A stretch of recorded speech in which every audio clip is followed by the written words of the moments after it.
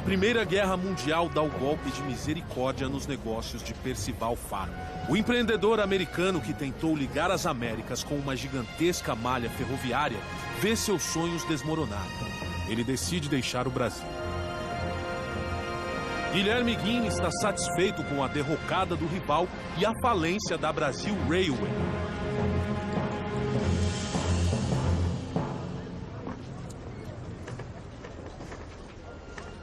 Dispense os estivadores. 3 cargueiros cancelaram a chegada. E feche o armazém principal. Mas a guerra também afeta os negócios de Guilherme Guim. A crise do comércio internacional impacta diretamente o Porto de Santos. Mas o conflito causa um efeito diferente nos Matarazzo. Com a queda nas importações, a produção das fábricas cresce imensamente. Ermelino controla tudo de perto enquanto o pai descansa na Itália. Já Martinelli decide combater a dificuldade de importação da maneira mais ousada possível, importando ainda mais. Você entende que há uma guerra? É muito arriscado, é uma loucura. Por isso que temos que aproveitar a guerra, não fugir dela. Vamos ser os únicos. Vamos fazer fortuna.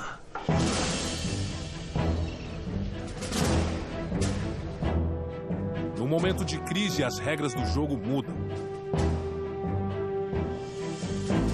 E quem conseguir se aproveitar das novas regras vai enriquecer como nunca.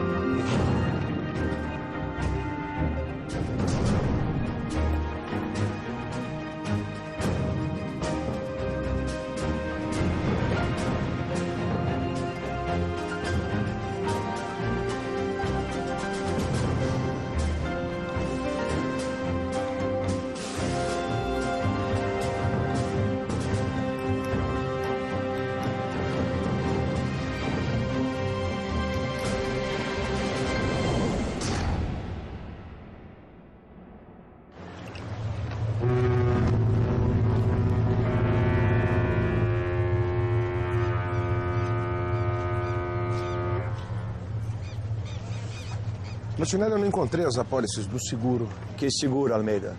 Como que seguro? Do campeiro, eu não encontrei. Você não encontrou porque o campeiro não tem seguro. Não há como ter seguro, Almeida. A seguradora estão cobrando uma fortuna. Não vale a pena. Você deixou o navio zarpar sem seguro, você perdeu a cabeça.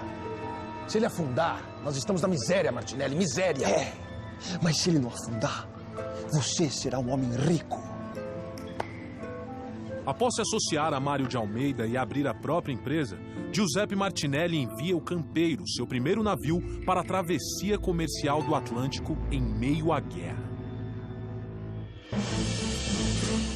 O tráfego de importação praticamente cessou no Atlântico. Isso fez com que a demanda interna precisasse ser suprida pela produção interna. No caso do Martinelli, é uma coisa mais ousada. Ele estabeleceu uma empresa e arriscava fazer o comércio Europa-Brasil mesmo nas condições perigosas.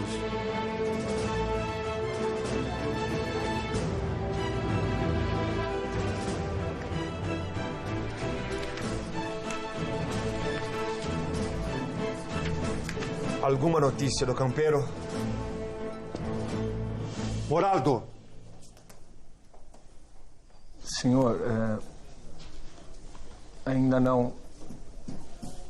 Talvez ele tenha...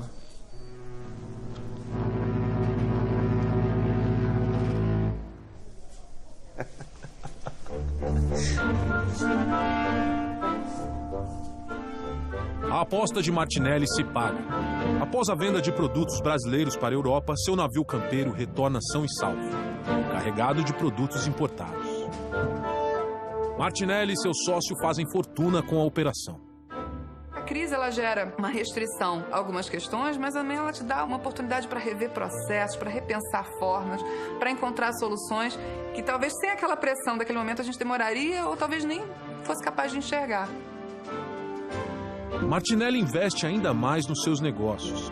Tirando proveito do medo das outras empresas, ele amplia suas rotas de comércio no Atlântico em meio à guerra. Além disso, ele detém a representação da empresa estatal italiana de navegação, a NGI. Isso lhe deu uma condição de quase exclusividade no comércio marítimo no período e realmente ele conseguiu crescer muito com isso. Em apenas um ano de operações transatlânticas, a Martinelli S.A. acumula uma frota de 11 embarcações. Seu crescimento na navegação chama a atenção de outros empresários italianos, como Ermelino Matarazzo. E alguns deles começam a questionar seus parceiros comerciais durante a guerra. Tá vendo? Eu não te falei que esse Martinelli era um vagabundo. Tradimento, signor Martinelli. Sal para alemães. Alemães. Eles que na nossa terra matam nossos irmãos de fome. Uma vergonha. Senhor Carbone, são mentiras sem qualquer prova. Essas calúnias foram inventadas para provocar esse tipo de reação. Non ibabiari, Martinelli. Non ibabiari. É verdade, senhores. Não há nenhuma prova concreta. E o senhor Martinelli já se explicou. Realmente, senhor Matarazzo, não há prova. Mas não te fumo senza rosto. O senhor, por acaso, não é sócio de Mário de Almeida? Todos sabemos que Almeida é representante da empresa austríaca Kozulich. E a Áustria é aliada da Alemanha. O senhor tem conhecimento disso, não, senhor Martinelli? Va bene, mas isso não quer dizer nada. O que eu digo, não é possível. Ele ri da nossa cara! Por falta de provas, Martinelli foi inocentado das acusações de fazer negócios com a Alemanha. Mas sua imagem com a comunidade italiana fica desgastada.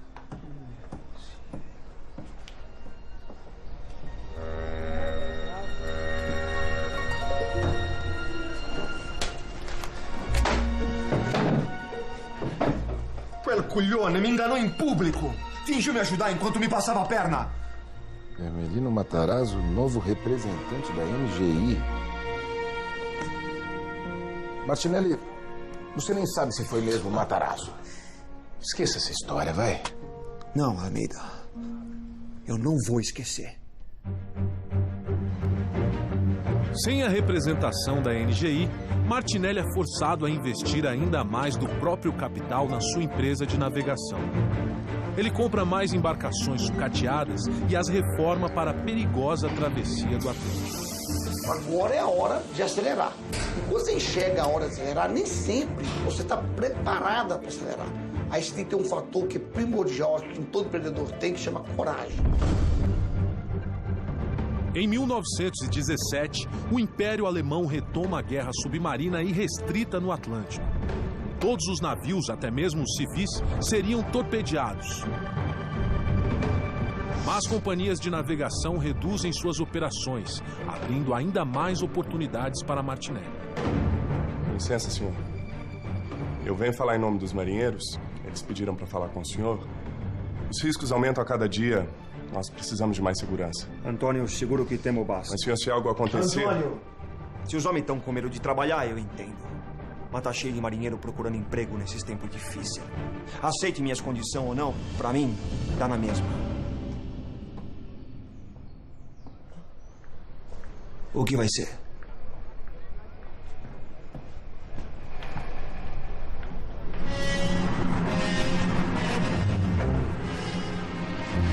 Martinelli mantém as viagens sob as mesmas condições e com a mesma frequência.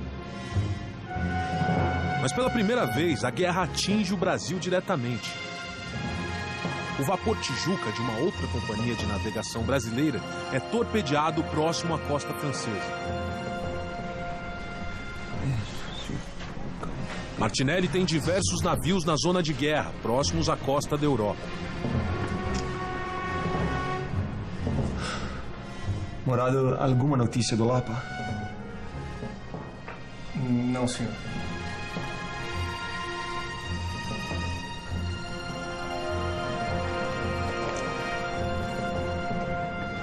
Já são 3 dias sem contato. Para controlar o transporte de produtos entre Brasil e Europa durante a guerra, Martinelli compra navios sucateados de Percival Farco e inicia sua própria companhia de navegação. Representante da estatal italiana NGI, Martinelli monopoliza a rota Brasil-Itália. Mas acusações de que teria negociado com os alemães faz com que ele perca a representação para Ermelino Matarazzo. Essas calúnias foram inventadas para provocar esse tipo de reação. Ele se recusa a admitir derrota e aumenta ainda mais o número de travessias do Atlântico durante a guerra.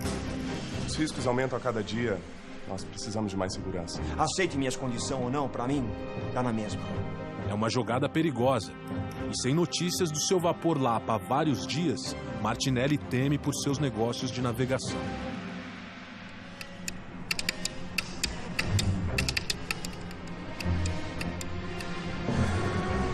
Martinelli, notícias do Lapa.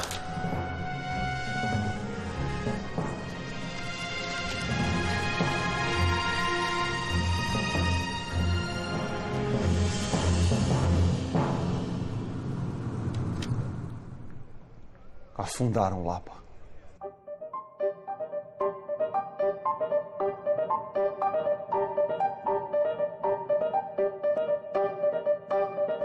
É o risco do negócio, Almeida. Toda a tripulação foi salva. Não entendo por que você quer parar agora. Nós perdemos um navio. Foi o 3º navio brasileiro abatido nesse mês. Em terra de cego, quem tem um olho é rei.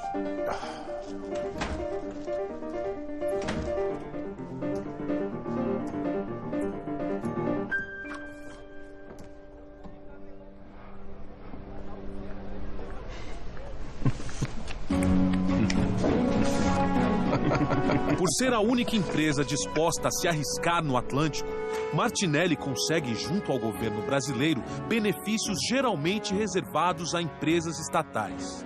Nesse mesmo ano, Martinelli transporta mais de 4.000 toneladas de café e cereais para a Itália e traz mais de 27.000 toneladas de produtos diversos da Itália para o Brasil. Cada travessia lhe rende fortunas. Num momento de guerra, onde o comércio internacional tem uma queda, a própria moeda nacional acabou sendo desvalorizada, criou-se um cenário em que essas importações tornaram-se difíceis. Então, é um espaço para oportunidades também.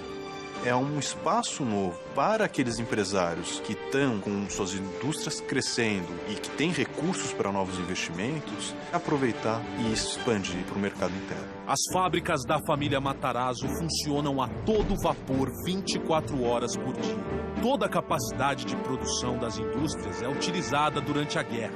Depois de 2 décadas de investimentos em infraestrutura industrial, o Império Matarazzo agora é insuperável.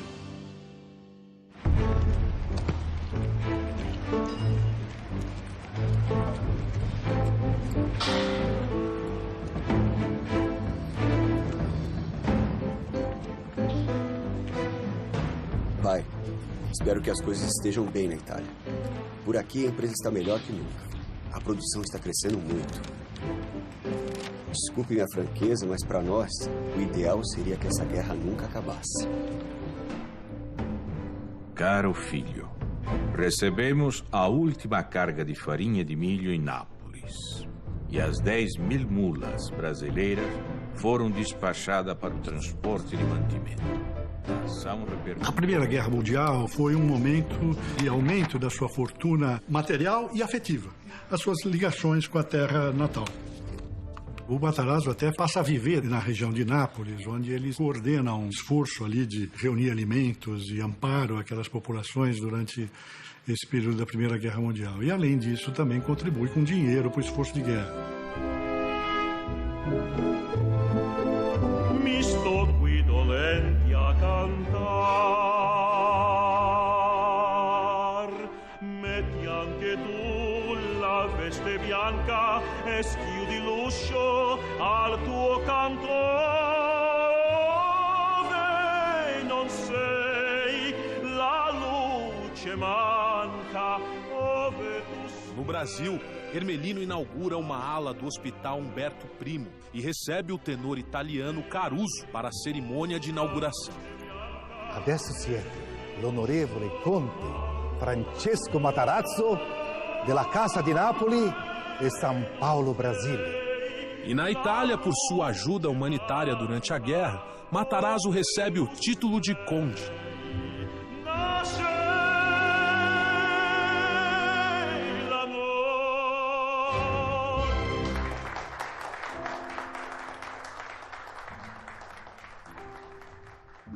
Vindo da nossa cultura de colonização, havia sim uma valorização dos símbolos de status. E a história nos ensina que riqueza, status e poder andam juntas. Martinelli não podia ficar para trás. Faz grandes doações para a Itália em guerra e, como recompensa, recebe o título de comendador.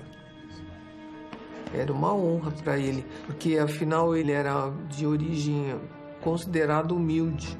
Era tão importante que todo mundo conhecia como comendador. Ninguém falava praticamente o senhor Martinelli, o comendador, o comendador, o comendador. Eu já te disse, o dono de São Paulo é o Matarazzo. Eu posso dizer porque eu trabalho lá. Mas que besteira! Eu trabalho para o Martinelli. E não tem um dia que não recebemos caixa mais caixa de produto. Um deslumbrado. Ignorante! A população passa a eleger seus preferidos entre os recém-criados nobres. E a competição entre os partidários toma a cidade. Estamos aqui hoje com o Dr. Martinelli, Dr. Matarazzo, com o intuito de celebrarmos uma paz em nossa comunidade. Iremos tirar uma foto. O cônsul da Itália decide agir para acalmar os ânimos e articula uma reunião com os dois empresários. Você nunca será como seu pai. Você também nunca será como meu pai.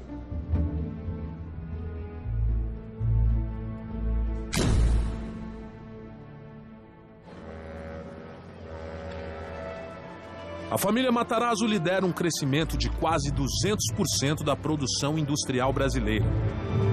Ermelino, exausto, parte para a Itália, enquanto as indústrias retornam à mão de seu criador, Francesco Matarazzo. O império que Francesco encontra ao retornar está ainda maior.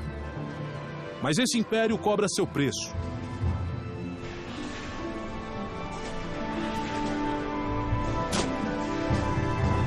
O crescimento da indústria brasileira durante a guerra depende da mão de obra abundante, barata e não regulamentada. Eram condições muito precárias. O Brasil não tinha nenhuma legislação trabalhista. Não tinha registro, não tinham direitos, não tinha aposentadoria garantida, não tinha legislação de controle do trabalho de menores e de mulheres. Então, menores de 10 anos estavam muitas vezes na linha de produção. Operários! Vocês ganham um salário de fome. Assistem seus filhos em casa chorando sem ter o que comer enquanto esses parasitas se entopem jantando com políticos. Os Matarazzo, eles sobem o preço dos alimentos e seguram o nosso salário. Isso não pode mais acontecer. Antes de morrer de fome, vamos morrer combatendo. Greve! Greve! Greve! Greve! Greve! Greve! Greve! Greve! Greve! Greve! Greve! Greve! Greve! Greve! Martinelli se arrisca a transportar produtos pelo Oceano Atlântico durante a Primeira Guerra Mundial e domina as rotas de importação e exportação entre Brasil e Europa. Enquanto isso, Ermelino Matarazzo aproveita a crise na importação, fazendo fortuna a oferecer produtos nacionais das indústrias Matarazzo. O dono de São Paulo é o Matarazzo. Eu posso dizer porque eu trabalho lá. Mas que besteira! A enorme população de italianos em São Paulo elege seus preferidos dentre os poderosos empreendedores. Mas muitos não admiram nem Martinelli, nem os Matarazzo. E a classe trabalhadora está à beira da revolta. Antes de morrer de fome, vamos morrer combatendo! Greve! Greve! Greve! Greve! Greve! Greve!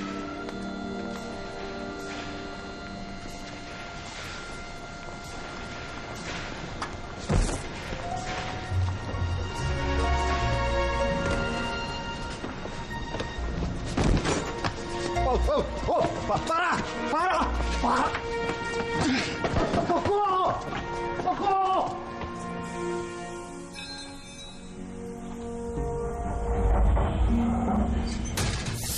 As péssimas condições de vida dos trabalhadores chegam ao limite. O movimento operário ganha força no país. Há um começo de sindicalismo que é trazido também do sul da Europa, que são especialmente da Itália, Espanha, Portugal, onde prevaleciam os anarquistas. Começa a maior greve geral que o país já viu. Em plena Primeira Guerra Mundial, poucos meses antes da Revolução de Outubro na Rússia, aqui em julho de 1917, houve praticamente uma tomada da cidade pela classe trabalhadora, que era numerosíssima. Você tem a explosão disso em 17 e vai até 19. É um período forte onde a classe operária vai para a rua defendendo o direito de ter direitos. O movimento se espalha pelo estado e pelo país. Os portuários da Companhia Docas de Santos, de Guilherme Guinle, também interrompem o trabalho. Senhores, por favor. Essa discussão é completamente infrutífera. Greves são greves, não há culpados. Todos aqui sabemos que o senhor Matarazzo é o mais popular dentre os empresários presentes. Talvez caiba ao senhor acalmar os ânimos. Senhores, vocês estão preocupados demais com isso, é? Essas coisas se resolvem por si só.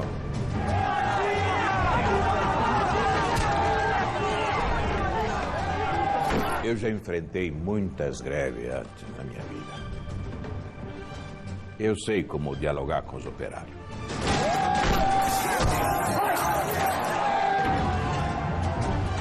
Os grevistas não desistem, e os patrões são obrigados a negociar. As greves de 1917 e 1919 foram o primeiro passo para a conquista dos direitos trabalhistas no país.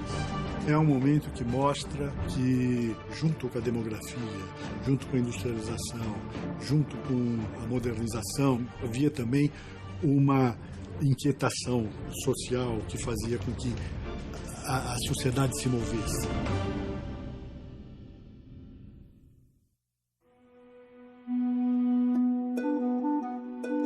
A Primeira Guerra Mundial, em 1918, chega ao fim com um saldo de milhões de mortos.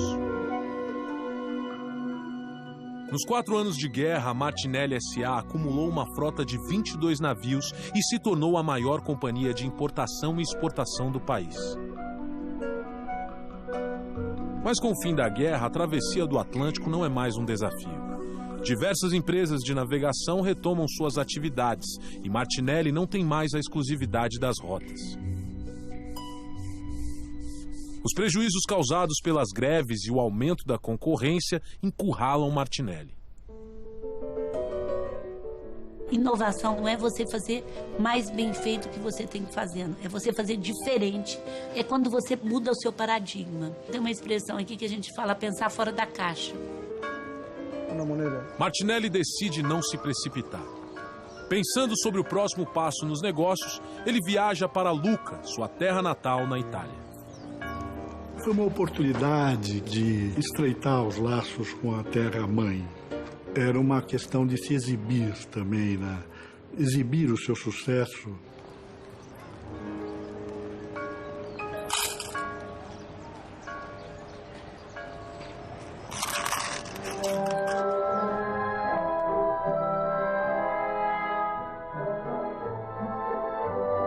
Mas está muito jovem para se aposentar, Dom Francisco.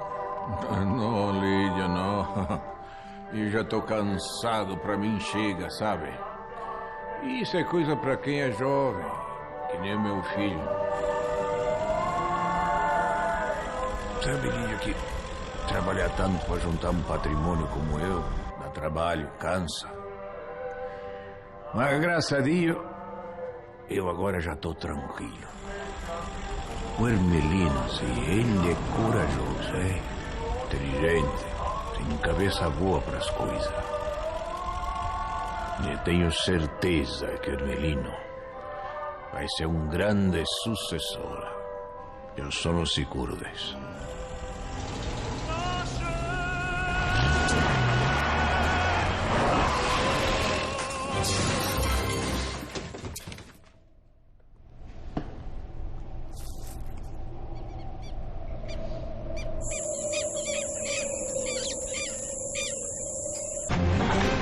Devido às péssimas condições de trabalho, o movimento operário se espalha pelo país. Apesar da tentativa de controlar a situação, os patrões não têm escolha e são obrigados a negociar com os trabalhadores. Prejuízos com as greves e o aumento da concorrência ao final da Primeira Guerra afetam diretamente os negócios de Martinelli, que parte para a Itália em busca de novas ideias. Francesco Matarazzo conduz a empresa durante as greves enquanto o filho Ermelino tira férias na Itália. E já tô cansado, pra mim chega, sabe? Isso é coisa pra quem é jovem, que nem o meu filho. Finalmente, Francesco pretende se aposentar, mas seus planos sofrem um doloroso golpe.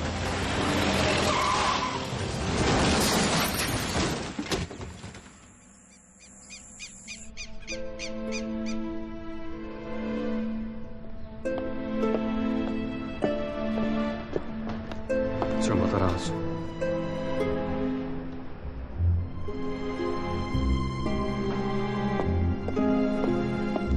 Além da tragédia pessoal, a morte de Ermelino é uma tragédia para as indústrias Matarazzo. Francesco perde seu sucessor.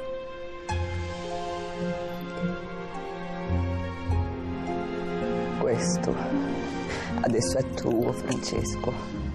Sei il capo della famiglia. Agora, o chefe da família é você.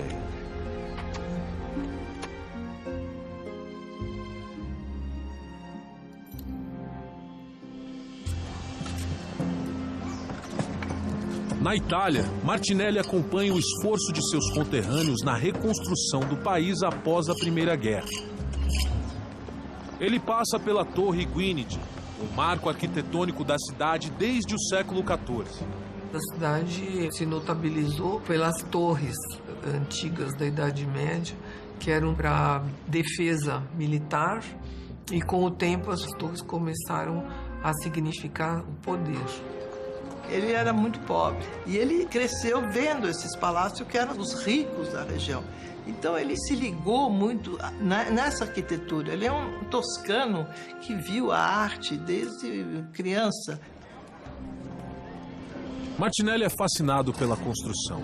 A torre italiana o lembra da mansão Matarazzo na Avenida Paulista, o símbolo do triunfo de seu conterrâneo.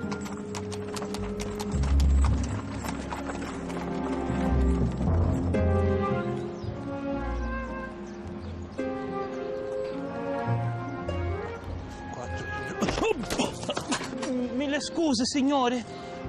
Martinelli decide voltar para o Brasil. É chegado o momento de construir seu legado.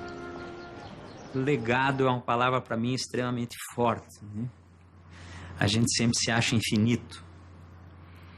E eu acho que a gente tem que ter a noção da nossa finitude para a gente pensar em legado. Saiba, Sr. Matarazzo, que a Casa Rothschild tem muito respeito pela sua trajetória. Mas, com a tragédia recente em sua família, acreditamos que seja o momento do senhor repensar o futuro das indústrias Matarazzo. A Casa Rothschild tem interesse em comprar as indústrias reunidas Fábricas Matarazzo. Eu fico muito honrado com essa sua proposta, Sr. Wallace. Mas eu penso que o senhor trate isso diretamente com meu filho. O Chiquinho poderá lhe responder. É ele que vai tomar essa decisão por mim. Mas os... Meus caros, com licença. Eu tenho uma outra reunião para participar. Permisso. Sem Ermelino, Matarazzo decide testar Chiquinho para ser seu novo sucessor. A perda do primogênito, que seria o receptor do seu legado para dar continuidade ao projeto da família, a partir daí sim, isso o debilita. E me lembro muito bem quando houve uma tentativa de compra na nossa empresa em 2008, quanto aquilo me machucava. Como é que eu vou vender isso que eu construí? Mas como vender tudo? Desse jeito será impossível competir. Martinelli. Eu não preciso ser dono de barco para continuar navegando, Almeida. Vamos vender tudo, inclusive os estaleiros. Me avise quando tiver tudo arranjado. Martinelli mantém a empresa de importação e exportação, mas vende todos os seus navios. Com o dinheiro, ele compra o centenário Café Brandão, um dos mais populares pontos de encontro de São Paulo. E em seguida, manda derrubá-lo. Inspirado na história e na arquitetura de Lucca, Martinelli alia um ousado plano de negócios ao seu desejo de construir um legado. Ele inicia a obra de um imenso projeto imobiliário no centro da cidade, o Edifício Martinelli. Uma torre em estilo Belas Artes, com 14 andares e mais de 300 salas e apartamentos. Ele juntou o ideal americano, do mundo novo, na escala, e a megalomania e o desejo de uma coisa assim marcante, né, ao estilo toscano. Como não existe indústria siderúrgica no Brasil, o aço tem que ser todo importado. Para diminuir a utilização desse material, o edifício é construído com concreto armado. É a maior obra desse tipo do mundo. E era um ideal também de luxo, era um sonho dele, né? Transformar a mentalidade de uma cidade que está crescendo com uma obra de arquitetura.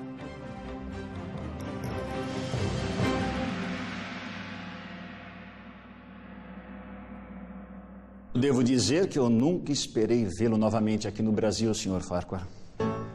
Parece que meus planos para esse país ainda não terminaram, Sr. Governador. Um grupo inglês, detentor de grandes jazidas de ferro em Minas Gerais, contrata Farquhar para implantar uma empresa de mineração, a Itabira Iron Company. Farquhar volta ao Brasil para cuidar pessoalmente do empreendimento. Espero que possamos entrar em um acordo o mais rápido possível. Infelizmente, Sr. Farquhar, isso não vai ser tão simples. Os belgas também fizeram uma proposta. E o plano deles parece ser bem mais interessante para o governo de Minas Gerais e para o Brasil. Impossível. Além de minerar, eles vão construir uma siderurgia. Enquanto que o senhor pretende exportar todo o nosso minério de ferro. Não há o que discutir. Enquanto Farquhar, Martinelli e Matarazzo repensam seus objetivos, Guilherme Guinle se aproveita do crescimento da economia brasileira. Sr. Guinle. Sr. Guinle. Sr. Guinle. Os armazéns estão lotados, todos. E há 2 dias que o Lavelotte aguarda para atracar. A economia do país depende da exportação de café. E o Porto de Santos é a principal porta de saída do produto. O fluxo de navios no porto é tamanho que Guinle decide que é o momento de realizar uma ambiciosa reforma, reestruturando as docas, ampliando o número de armazéns e estendendo o cais. A década de 20 é uma década muito favorável para o desenvolvimento industrial brasileiro. E o Brasil reproduz um pouco os movimentos da economia internacional. Quer dizer, o crescimento americano autoriza que a gente possa exportar mais café, por exemplo. Aquilo que era, até a Primeira Guerra, fundamentalmente uma produção de bens de consumo para atender o trabalhador, pode agora pensar em uma estrutura um pouco mais sofisticada, com crescimento de empresas, indústrias, setor imobiliário. Amaral, não me interessa quantas vigas por tonelada. 14 andares não me basta. Eu preciso de 20. Comendador Martinelli, a fundação foi projetada para 14 andares. Mais que isso, impossível. Amaral, é muito simples. O Sampaio Moreira também tem 14 andares, mas está num ponto alto da cidade. Resultado, ele parece maior. Eu não vou gastar uma fortuna para ter o segundo prédio mais alto de São Paulo. Vamos mudar o projeto agora. Eu não vou sobrecarregar a estrutura. Ela não vai aguentar. Va bene. Se você não vai construir, eu vou encontrar quem construa.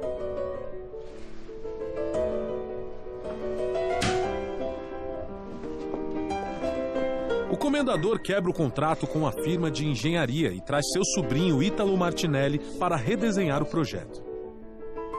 Em princípio era um prédio menor e num terreno menor. Aí foi pegando gosto pela obra e ele foi querendo aumentar o número de andares. Com a ajuda de Ítalo, o edifício de Martinelli chega a 24 andares. A construção continua a todo vapor. E o povo ficava entusiasmado, ainda passavam pelas ruas, pediam para subir mais ainda. Eu achava que era o símbolo do progresso, era o arranha-céu. Bela a vista daqui de cima. Me diga, Ítalo, e eu estava pensando. Quantos andares a mais você acha que a fundação aguenta? Bene, zio, eu teria que fazer alguns cálculos, mas eu diria uns 4, talvez 5. Perfeito. Mais 5 andares, então. Va bene. Comendador Martinelli? Mas quem é o senhor? Essa é uma propriedade privada? Homens, larguem essas ferramentas imediatamente. Essa obra não é segura. Está embargada pela Prefeitura de São Paulo.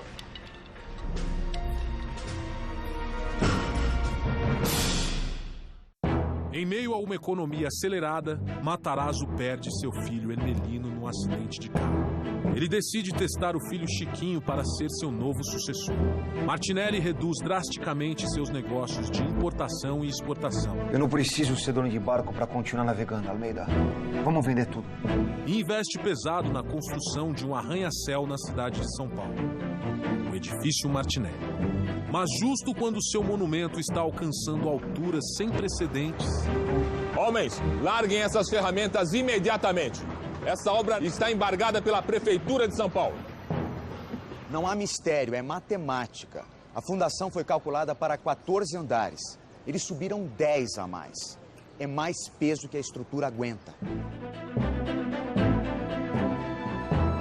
A declaração dada pelo primeiro engenheiro do prédio causa polêmica. A imprensa publica uma série de artigos sobre o risco de o prédio desabar. O medo do desastre é tamanho que pedestres começam a evitar a calçada do Martinelli. Para rebater as críticas, Martinelli se muda ele mesmo para um dos andares já construídos mais altos do prédio.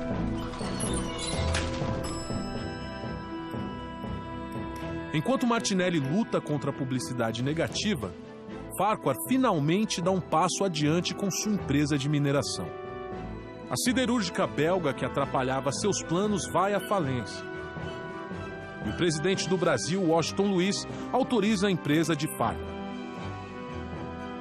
A Itabira Iron finalmente vai sair do papel.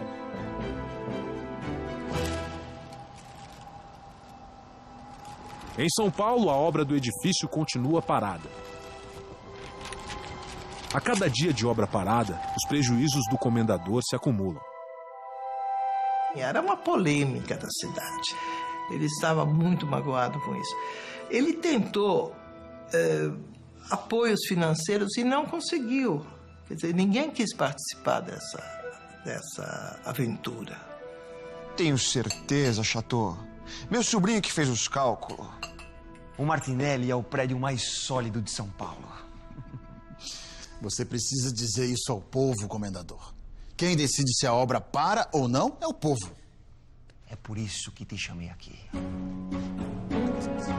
Chateaubriand, conhecido como Chateau, é um magnata brasileiro dos meios de comunicação e pode virar o jogo para Martinelli. Martinelli cria um teste estrutural noticiado pelos jornais de Chateau. Ele prepara uma coluna idêntica às do edifício. E a cada 24 horas colocam 1 tonelada de ferro sobre ela, recriando as condições da obra.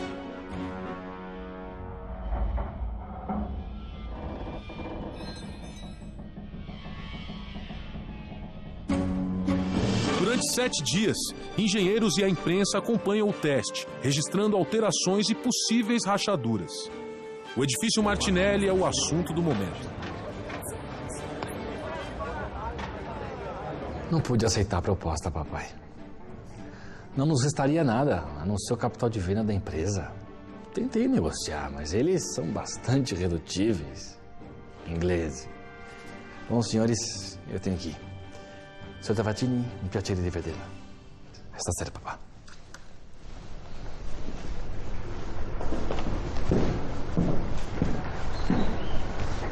Tavatini é ele.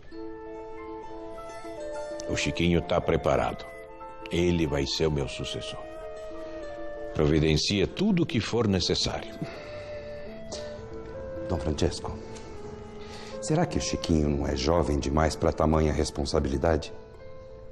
Eu fico pensando na reação dos mais velhos. O modelo sucessório da época era de substituir o comandante por um novo comandante dentre os herdeiros.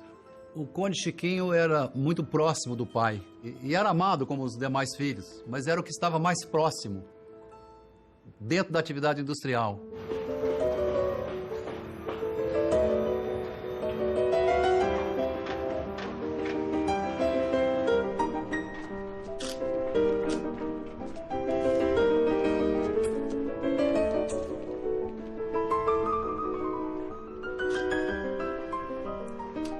Caros jornalistas, há apenas 30 minutos finalizamos o teste estrutural do meu prédio. Como vocês estão aqui em cima, já podem deduzir que o edifício não é só seguro, como aguenta facilmente 25 andares. É o edifício mais alto da América do Sul. Desculpe interrompê-lo, comendador, mas e o edifício do Jornal à Noite no Rio de Janeiro? Jornal à Noite? O que tem? Acabaram de anunciar. O edifício do jornal terá 95 metros e o vosso prédio atualmente tem 90 metros. Ele podia ter feito um império, quisesse mesmo de construções, mas ele se dedicou a um símbolo. Digamos que você vai pensar num exibicionismo, mas eu vou me exibir numa conquista, não vou me exibir numa riqueza, né? Construir por cima do prédio. Precisa reforçar essa estrutura. Não precisa, depois a gente testa isso. Faz aqui o que eu tô falando. Martinelli não aceita ficar para trás. Utilizando materiais e estrutura mais leves, ele manda construir um palacete de 5 andares no topo do prédio. A Vila Martinelli.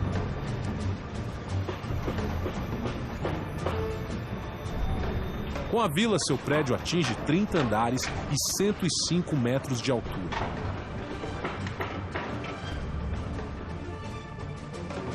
Com 960 salas, 247 apartamentos e pesando 580 mil toneladas, o Martinelli é um gigante de concreto armado no centro de São Paulo.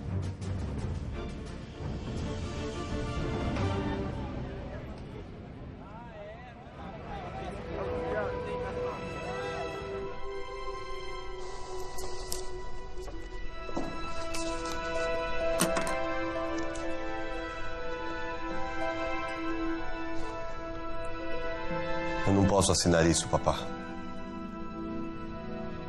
Você vai assinar. Eu tomei essa decisão pensando no bem-estar de toda a família. Eu entendo a sua angústia, papá. Mas eu não concordo com a sua escolha para a presidência. Não sei como isso possa ser para o interesse da família. Assim como Andréa, outros filhos de Matarazzo têm dúvidas sobre a escolha de Chiquinho. A família entra em conflito.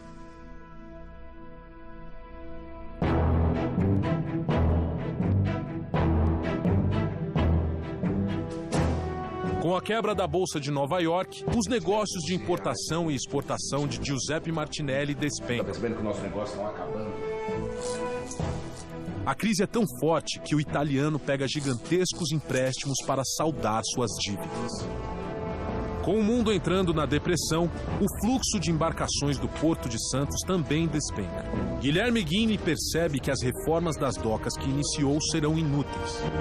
E as chances de Farquhar conseguir dinheiro de investidores agora são praticamente zero.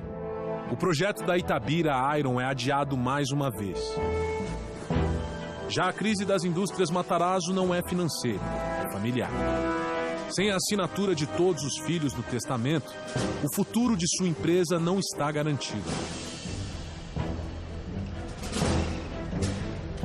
Enquanto o mundo afunda em uma crise financeira, os impérios de Farquhar, Martinelli, Matarazzo e Ghini parecem próximos do fim.